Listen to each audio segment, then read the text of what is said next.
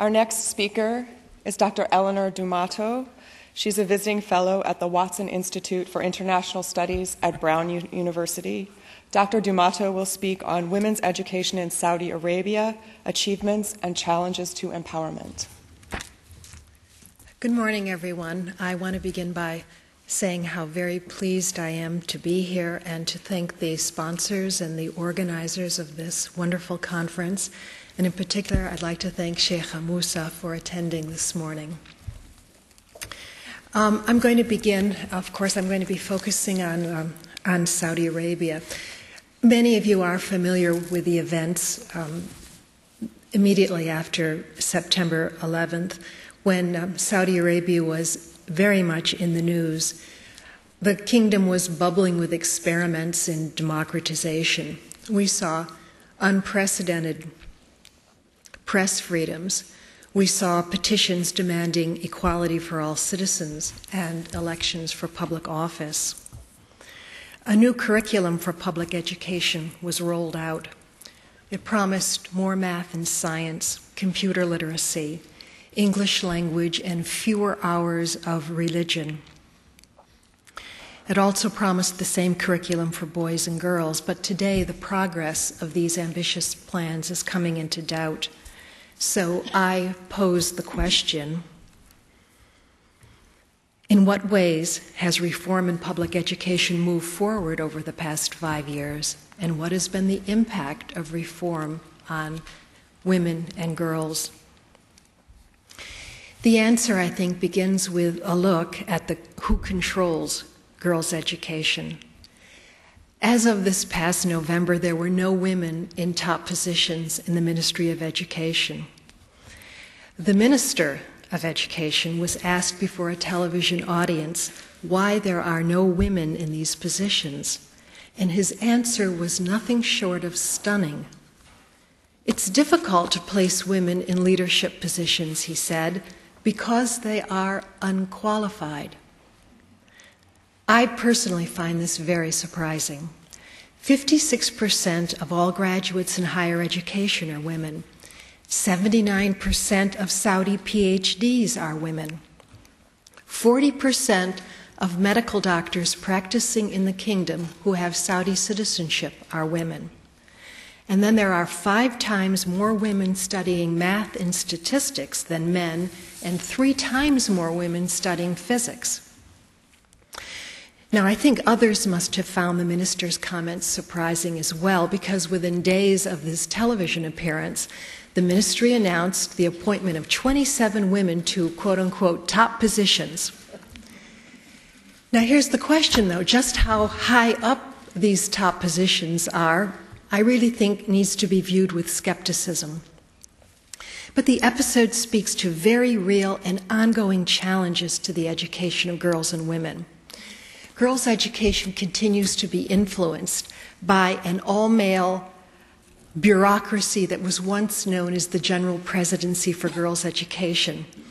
Its functions today are carried out under the umbrella of the Ministry of Education, but it did have exclusive control over girls' education for 42 years, and it administered an education policy that is distinct from the ministry's policies for boys. Girls' education, according to this policy, is to be designed to prepare girls to become wives and mothers and to work in fields that suit their nature.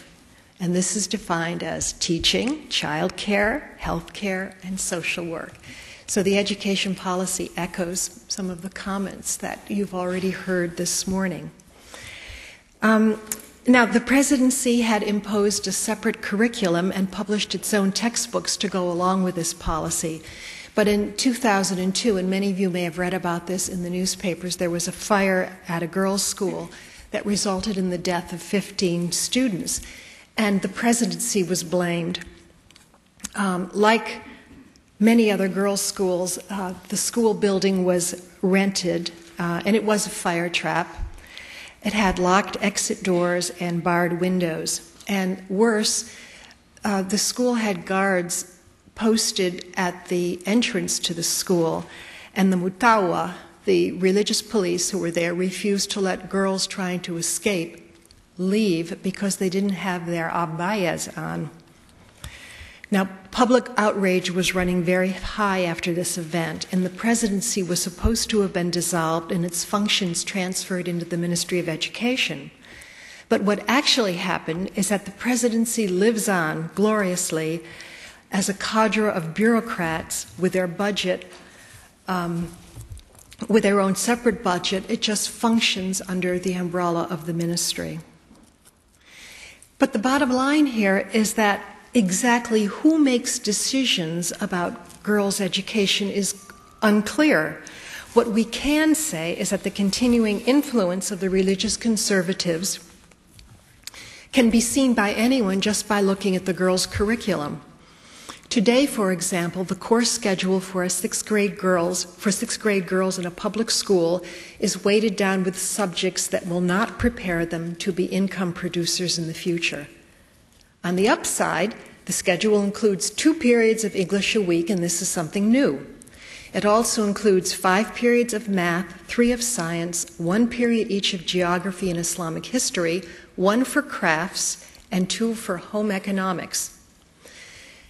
The balance of the week, which is 13 periods, are devoted to religious subjects, making up about 40% of students' weekly classroom time.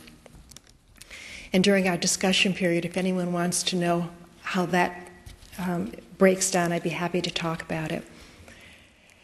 In the religion textbooks produced for girls, domesticity is reinforced by lessons that instruct girls to be obedient to their husbands and, above all, modest to the point of obscuring the shape of their bodies and their faces, not imitating Western women, and not working in fields unsuitable to their nature.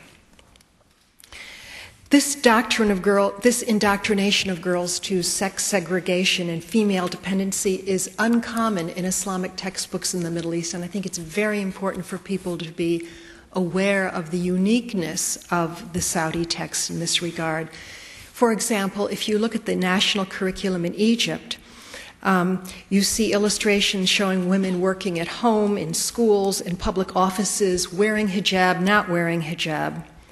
The Kuwaiti textbooks take on modern dilemmas for women and open the door for classroom discussion. And they show, for example, there's a story in one of the textbooks about a woman showing how she can achieve a balance in her life between career and marriage. In Saudi Arabia, religious instruction for boys and girls is similar, but there are a few notable differences. A high school jurisprudence textbook for girls is devoted to Islamic family law, but the same textbook for boys for the same year is all about the new field of Islamic economics. Boys also take a course in civics that incorporates religious themes very far removed from Islam, as it's represented in the textbooks. And in my view, the whole civics curriculum is a way of teaching Islam through the back door, avoiding confrontation with religious conservatives in the ministry. Now, for example, I'll just give you just a brief idea of what I'm talking about. Young boys are encouraged to be helpful at home in the civics textbooks, especially when it comes to their mothers and their grandparents. But they're also encouraged to be kind to strangers whom they may meet on the street.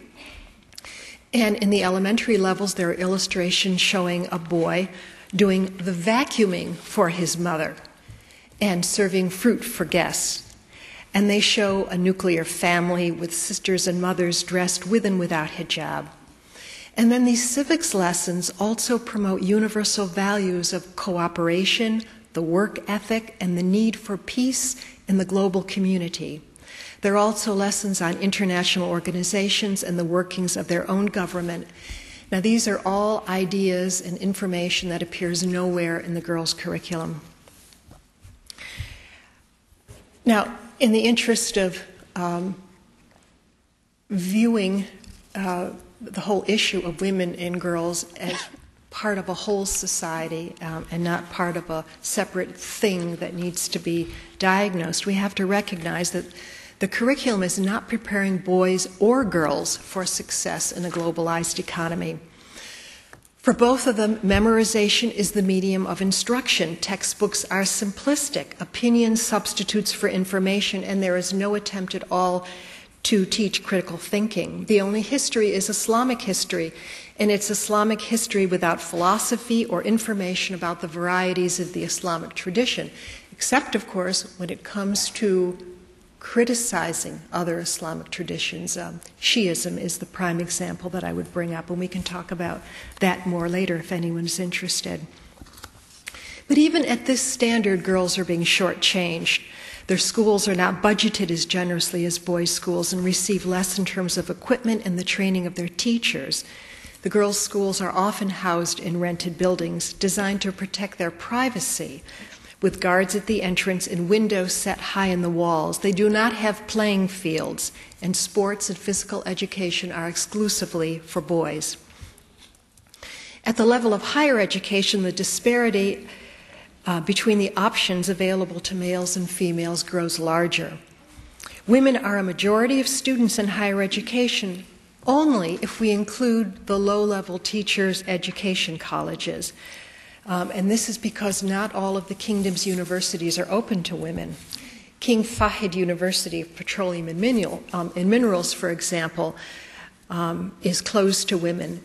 Imam Mohammed bin Saud University, which trains Sharia judges, admits only a handful of women. And the rationale is quite clear. Women aren't allowed to work professionally in the field of law, so why would you waste your money educating them in that way? But then there are happy changes going on. Just this year, there's a new women's department in the law faculty at King Saud University, and assurances have been floated in the media that in certain cases, women may be allowed to actually work as lawyers, as advocates for women in court. Another innovation this year is that women have been allowed to register for courses in engineering at King Saud University. But if we look at the women's branches of the universities, women don't have the same options that are available to men when it comes to choosing professors or courses of study. Nor do they have the same access to libraries, dormitory living, classroom buildings, computers, and labs. At the National Dialogue Conference on Education that recently took place in Tabuk, education reformers complained that educators at the girls' colleges were inexperienced, and students were not allowed to graduate, they were allowed to graduate without knowing a foreign language and not knowing anything about computers. There's a bright side. A very recent report says that the girls' education colleges will be upgrading their course offerings by adding engineering. Huge innovation. But other courses to be added at the same time are home decoration, embroidery, and fashion design. So the necessity for reform of the Saudi education system has been acknowledged at every level of government, starting with the king, and endorsed by educational professionals, business interests, and women's research organizations.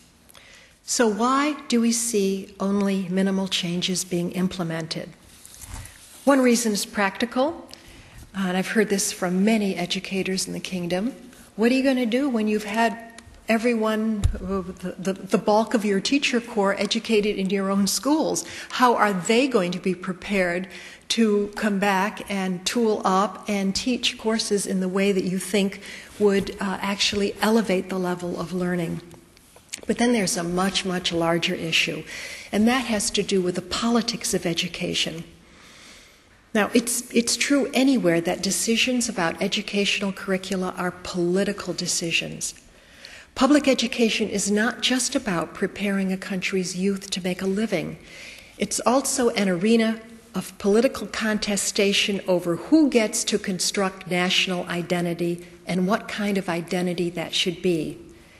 In Saudi Arabia, the contest centers on Islamic identity and the interpretation of Islam in terms of family, women, lifestyles, and, very importantly, the legitimacy of the state. Who's winning and who's losing at any given time is reflected in what we see in the curricula, how budgets are allocated, and who gets jobs.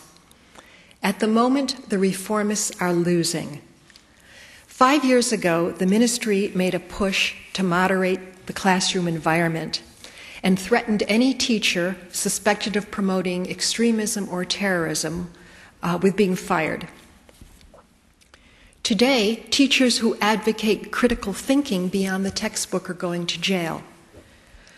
One has gone to jail for talking about Christianity and Judaism and the dangers of terrorism, and he did this after a spate of bombings occurred in the kingdom that were aimed at foreigners living in foreign compounds. The judge who pronounced this teacher's guilt condemned him for trying to sow doubt in a student's creed. In other words, he was countering the message that was being given in the textbook by trying to open students to ideas of thinking of other religions in a more generous way. Another teacher who's now in prison discussed concepts of love in Arabic poetry, the poetry that he was teaching his students in class. But religion teachers at his school interpreted his words to mean that he endorsed listening to music, smoking, adultery, and consequently he was charged with apostasy. So that brings us to the question of where is King Abdullah? Where is the reforming monarch who had seemed to set the nation's compass on a new path to liberalism and development? King Abdullah is facing challenges not only from his most powerful and vocal religious sheikhs, but from his own family. His brother, Deputy Minister of Defense and Aviation, Prince Abdurrahman ibn Abdulaziz, he personally ordered the arrest of the teacher of Arabic poetry. So now we might want to think again about the reasons why Dr. El Obeid, the Minister of Education, claimed to be unable to find a qualified woman to be Deputy Director of Girls' Education. In my view, he really couldn't find a qualified woman. He runs a department dominated by men with religious credentials.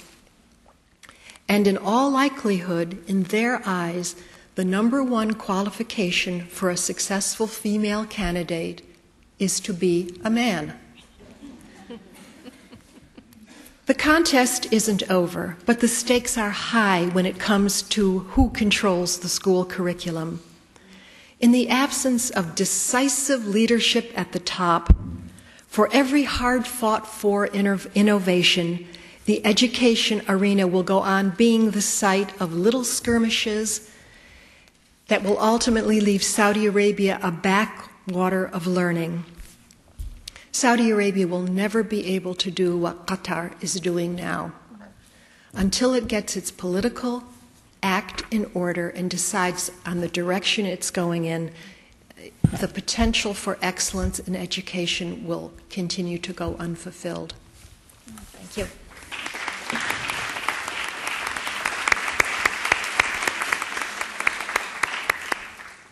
Thank you, Dr. D'Amato.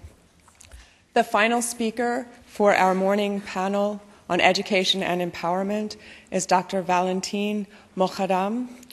She is Director of Women's Studies and Professor of Sociology and Women's Studies at Purdue University, and she will speak on education and women's empowerment in the Middle East.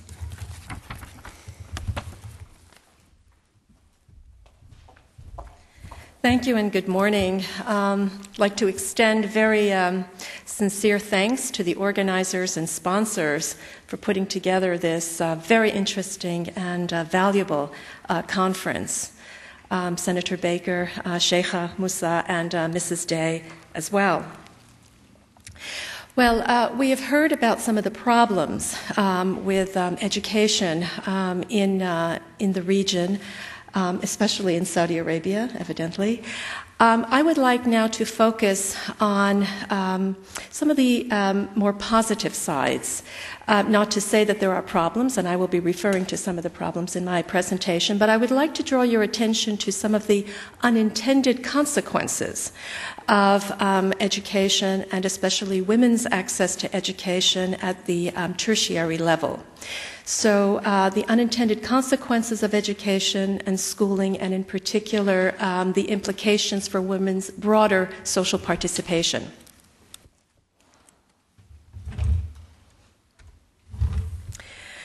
Education has long been discussed as both a right of citizenship and a source of social development. In international human rights circles, the right to education is inscribed in the 1948 Universal Declaration of Human Rights and in the 1966 International Covenant on Economic, Social, and Cultural Rights, and it is considered to be a key social right.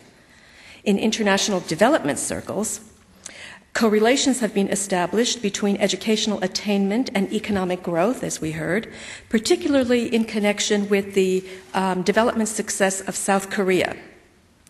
Many governments have made education compulsory for reasons pertaining to both citizen rights and development imperatives. But what of the relationship between education and women's participation and rights? How is education related to gender equality and women's empowerment? In this presentation, I will argue that women's growing educational attainment in Middle Eastern countries, as in countries throughout the world, is a key factor in the alleviation of gender stratification. It is a central measure of women's empowerment and of progress toward gender equality. Moreover, it is the basis for the growing involvement of women in various forms of collective action, notably the formation of professional associations, NGOs, transnational advocacy networks, and feminist organizations. While education is a necessary but not sufficient condition for women's empowerment, women's employment also plays a highly significant role, as we heard this morning as well. It forms the basis for gender consciousness, the articulation of grievances, mobilizing structures, and political action.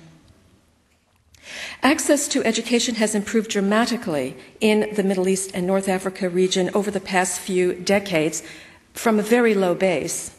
And along with it, there have been encouraging trends in women's educational attainment.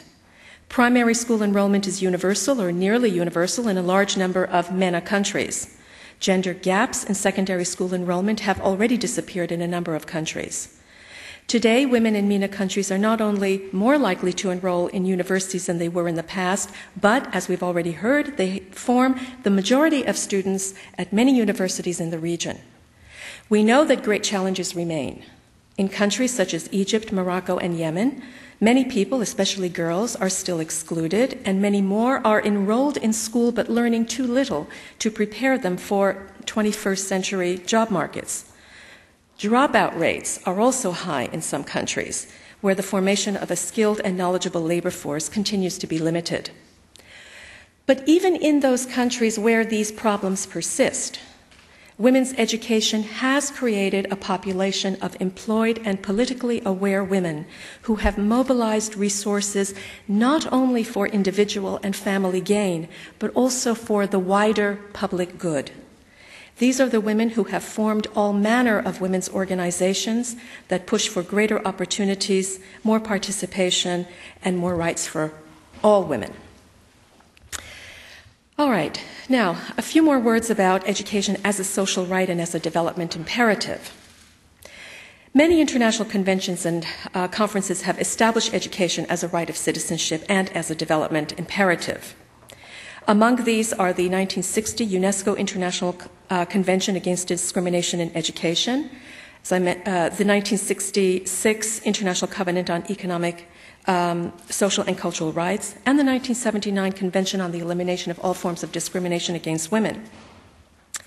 The Program of Action of the 1994 International Conference on Population and Development recognizes the essential role of women's empowerment in sustainable development and calls for universal access to primary education before 2015. The Fourth World Conference on Women, held in Beijing in 1995, presented an agenda that recognized that women's literacy is key to empowering women to participate in decision-making in society and improving families' well-being. Goal 3 of the 8 Millennium Development Goals advanced by the United Nations since the year 2000 is to promote gender equality through ending disparities in education and political participation. Education's role in empowering women is multifaceted. It improves their bargaining position within the family and increases their social participation. Research has shown that the benefits of girls' and women's education for empowerment and gender equality, as well as for households and national economies, are broadly recognized as entailing the following outcomes. Women's education reduces fertility, population growth, and infant and child mortality, and it improves family health. Increases in women's secondary school enrollment have been associated with increased participation in the labor force and contributions to household and national incomes. Women's learning capacity, which positively affects child nutrition, increases with higher levels of education. Mothers' education has intergenerational effects on children, in particular on daughters. And educated women are better informed about their legal rights and how to exercise them, and are more politically active.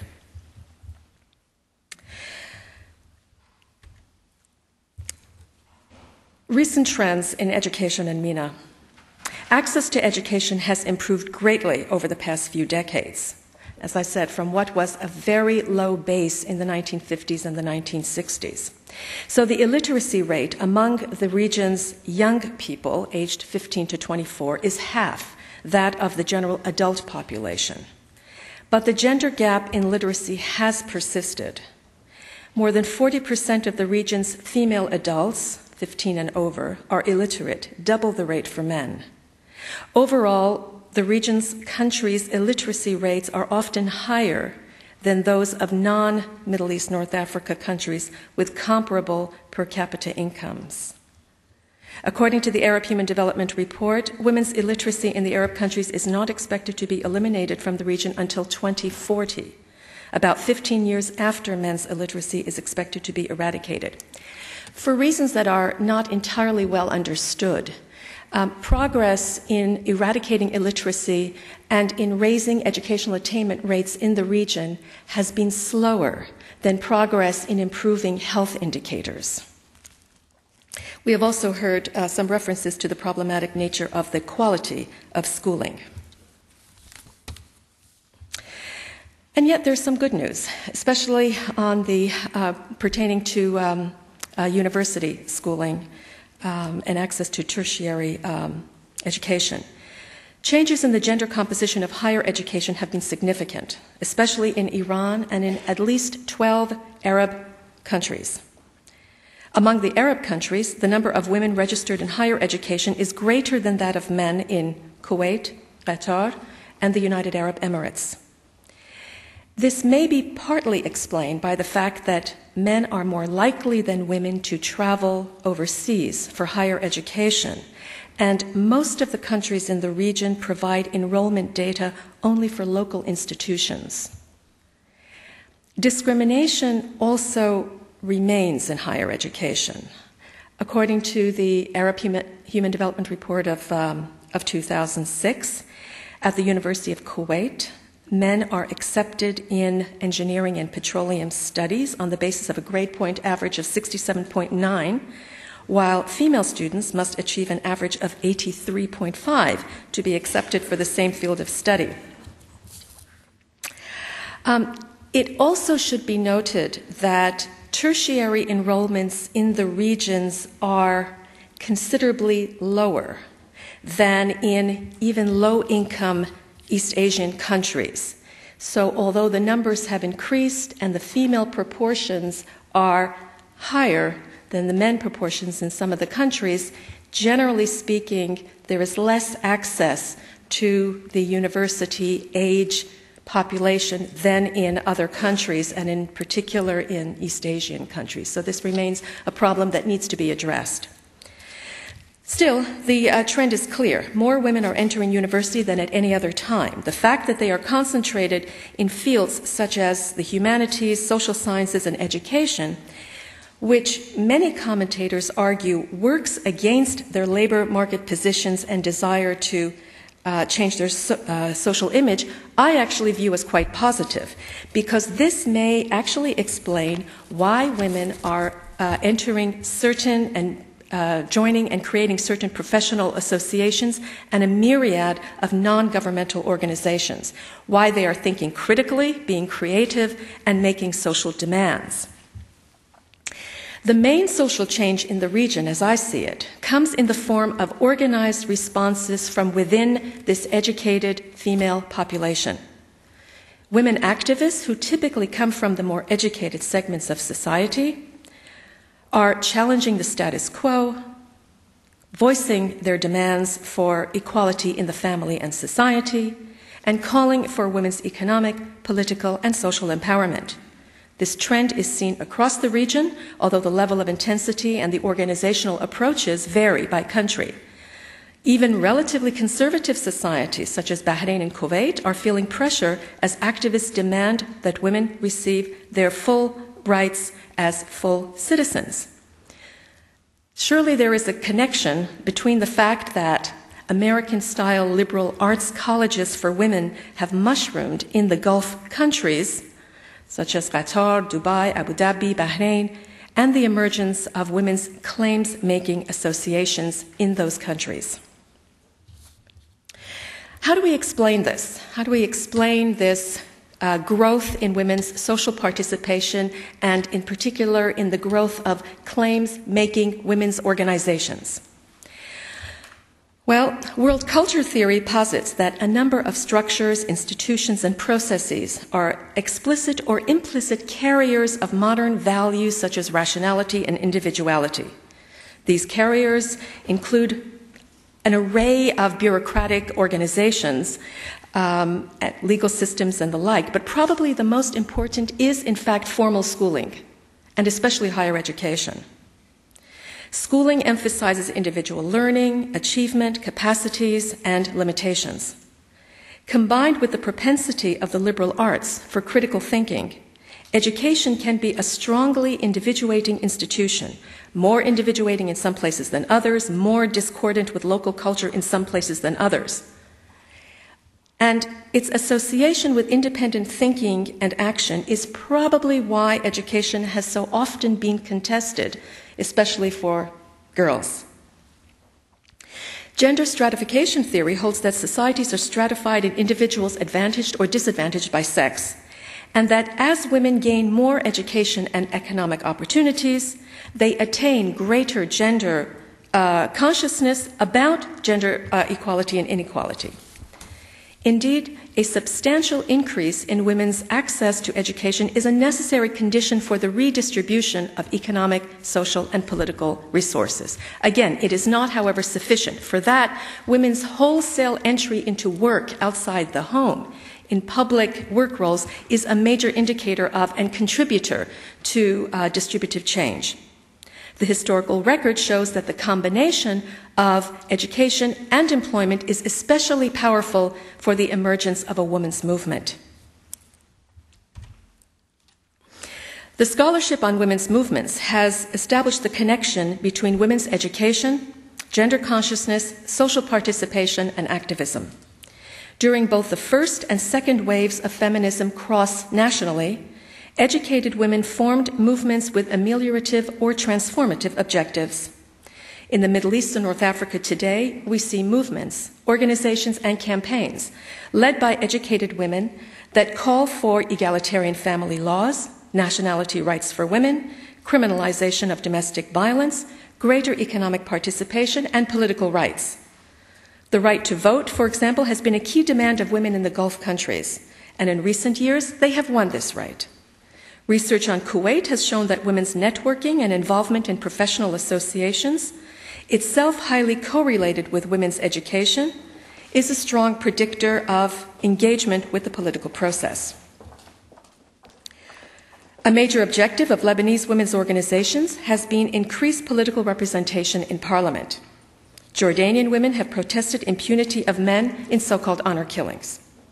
Egyptian women campaigned for the issuance of individual identity cards for women and for women's rights to a khuld divorce. Iranian feminists seek an overhaul of the penal code and an end to stoning for adultery. They also desire what their sisters in Morocco obtained in 2004, which was a more egalitarian family law. The 1 million signature petition drive, so important to the Moroccan women's movement in the early 1990s, has been adapted in Iran as well. And Turkish feminists secured amendments to the civil code and protested loudly when the government wanted to return adultery to the criminal code. All these movements, organizations, and campaigns have been spearheaded by educated women, most of them also professionals in an array of fields. These educated women have formed and become active in organizations such as Egypt's Association for the Development and Enhancement of Women, Morocco's Association Démocratique des Femmes Marocaines, Algeria's SOS Femmes en Détresse, Iran's Cultural Center for Women and the Change for Equality campaign, Tunisia's Association Tunisienne des Femmes Démocrates, and Turkey's Women for Women's Human Rights International. In demanding an end to discrimination, gender inequality, and human rights violations, these women are drawing on what we may call world values as well as their own cultural understandings, both of which constitute a shared modernity that is embraced by women and men around the world. So in conclusion, the road to women's empowerment begins with education. The fact that problems remain, not all women have access to education. Not all educated women can find suitable employment. And the gap between women's achievements in education and their subordinate legal status and their lack of access to jobs, etc., itself becomes a source of social strain and gender dissatisfaction, and the impetus for the kinds of women's collective action that we are seeing throughout the region. Thank you.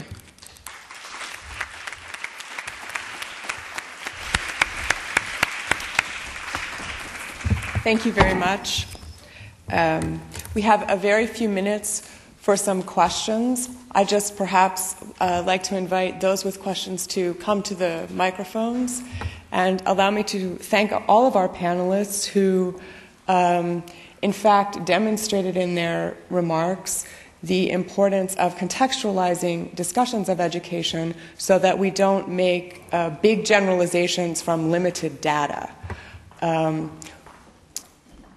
Are there questions? Dr. Carnshaw?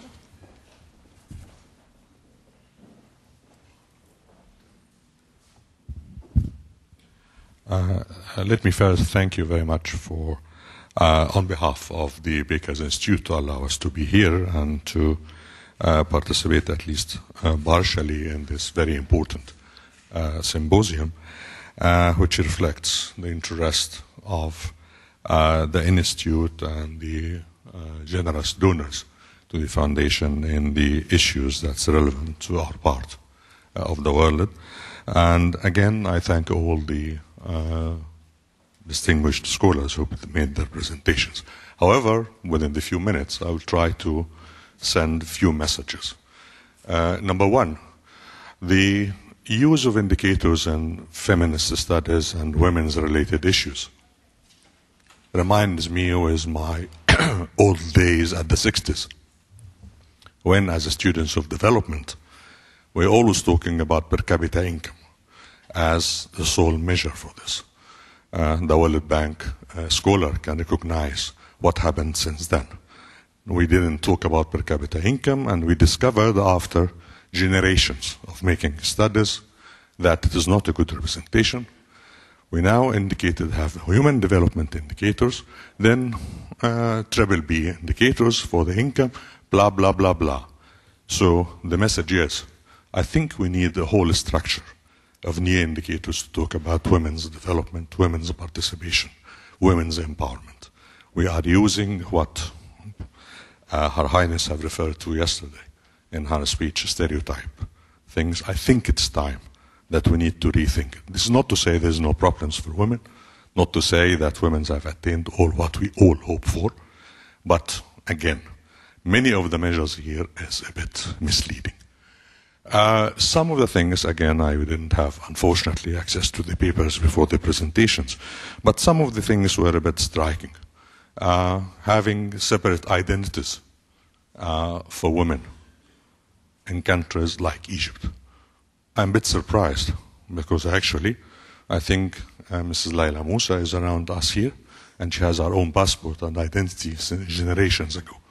My wife, my daughter had their own identities, cards, her own passport, they travel alone. So I don't know where some of these indicators came about. If we change, again I'm referring to the latest presentation, not all women has access to education. In our part of the world, not all men has access to education, and women. If we replace the word women with men, we have the same statements again. Not all educated men have suitable access to employment. Yes, it applies to men and women. It's a question of quality education. The point is that we are diverting our attention and our efforts from more fundamental issues. Quality of education itself for men and women. The curriculum of education. Although, again, I may disagree with some, and generally I agree that quality of education, and there are so many other things that Professor D'Amato have indicated. But once again, if we look at education in general, we might end up with the same, with few discrimination. I agree with, I'm not saying that this is not true. The kind of unemployment rate, I think it's more important to, with unemployment rate rising in some countries to about 15 to 20%. Right. Simply, if we increase the employment for women, we are going to talk tomorrow as an absolute minority here as a man. I'm going to have a conference about the segregation and the gender bias against men, because we shall have employment for men, unemployment rates going up, because simply there is an unemployment problem in the whole region. The kind of values, and this again has to go with the yardstick. I'm not, again, I didn't go through all the papers, but one of the things about individuality as a value. Somehow my memory is short, so I always refer to the latest. Individuality. It's a value-loaded concept. It's not a measure of development. Individuality, to us as economists, means something. It means profit maximization. It means less social responsibility. It means that you don't care a two-penny damn, quoting the famous economist Adam Smith, about the other's interests. We are loaded on the TV about mutual insurance. Means responsibility and consider to the others. Now, is individuality a value of itself that we have to highly look at as a measure for advancement? Or satisfying the individuality with social responsibility? I think it's a question that we have to ask. So once we talk about women, I think we need to have a global look. I mean, this kind of digging deep trenches between the women's issue and the whole situation in the Middle East is, or the MENA region as we now prefer to call it, or in Arab countries. It's time to rethink many. I think if we think, we might come with different conclusions from the same findings that you elegantly presented this morning. I didn't want to talk about the issues of the relation between Islam. Definitely there's a lot of misinterpretation, not in your presentation, but in the area that needs ratification, and the role of women in looking and restudying jurisprudence. I think there are many points, but I'm really grateful for this opportunity. Thank you very much. Thank you, Dr. Khan. We have only a very few moments left. Perhaps in the interest of time... Carol, can I ask just one quick question? Sure. Have the women's colleges in America, which have a long standing of having helped in various areas with sister colleges, played any role in the enhancement of education for women in the Middle East? Does one of you wish to answer that? I can answer the other one. Okay. I think what we'll do is take those questions in turn. We really have very limited time, so I'm going to ask Mrs. Shamlu to respond to the first question very briefly, and then would one of you care to respond to the second question about women's... Okay. Very briefly. I apologize. We're trying to stick as close to schedule as we can. Well, thank you for this very thought-provoking question and comments, and I think I fully agree with you. You mentioned that some of these indicators, we find them, and then in the end we realize that they don't quite answer the questions that we wanted to ask. We focus a little bit, I just want to come on this issue of female labor force participation. We look at labor force participation because the objective of all policies, all politics, is to create jobs for everybody. And to the extent that women have access to those jobs, as men do, shows whether women can share in the development, in prosperity, and in having economic empowerment. And when we see that women are increasingly coming to the labor force, are participating, they are looking for a job. It's no longer a shame to have a job, which used to be, I think, 10, 20 years ago, it was not very appropriate for women to say that they were looking for a job. But when they're coming to the labor market and they're not finding a job, it has perhaps there are perhaps three factors that play in this. One is that perhaps the growth policies that are being applied are not creating jobs in sectors which are female dominant. For instance, there could be lots of growth that is generated through the construction sector, for instance, where women cannot participate. So in other words, part of it could be because of the policies. Part of it could be because of social norms. Women cannot work, for instance, in certain sectors because people think that they cannot work in certain sectors. Whereas, for instance, in some other countries, women have an easy time. Let me give you an example. Across the Middle East, for instance, waiting tables is a man's job. You find very seldom, except for the Maghreb countries, where I have actually, it was very surprising. Women don't really work in restaurants, for instance. They work so in other words, there are some social norms which say that these jobs are good or not bad for women. The third point that I want to raise is that one indicator of why women are not finding the jobs that they want is perhaps that there are fewer women in decision making. And that's perhaps one of the points that I was trying to make, is that in female-owned enterprises where the women are making perhaps more of the decisions, more of the recruiting decisions, they perhaps have a better chance of getting a job than, for instance, in environments. And I think this is not just the issue of the Middle East. It was cross-cutting across, in all countries, where with the increasing coming to, let's say, within corporate sectors, within decision-making powers, that women actually were able to also gain more opportunities in being hired. I think I will leave it at such. Thank you. I'll just very quickly answer the question about women's colleges in the United States partnering. And I think that, in fact, much has been said already about the need for improved quality of education. And this is an area where American and European universities, I think, can help. And there are a lot of joint ventures, in effect, going on between academic institutions in the Middle East and Western European, North American universities.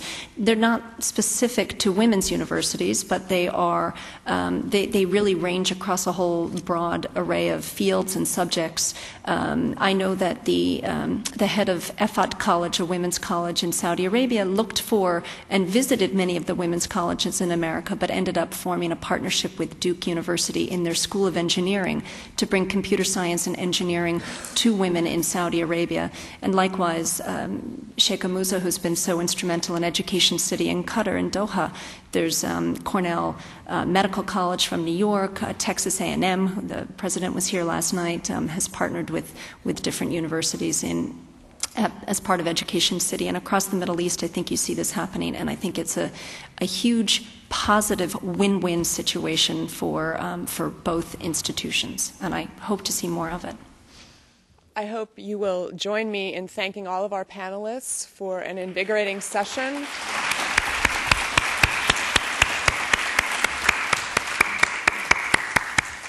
And we'll have plenty of time for discussion as the day goes on. Thank you very much for your attention.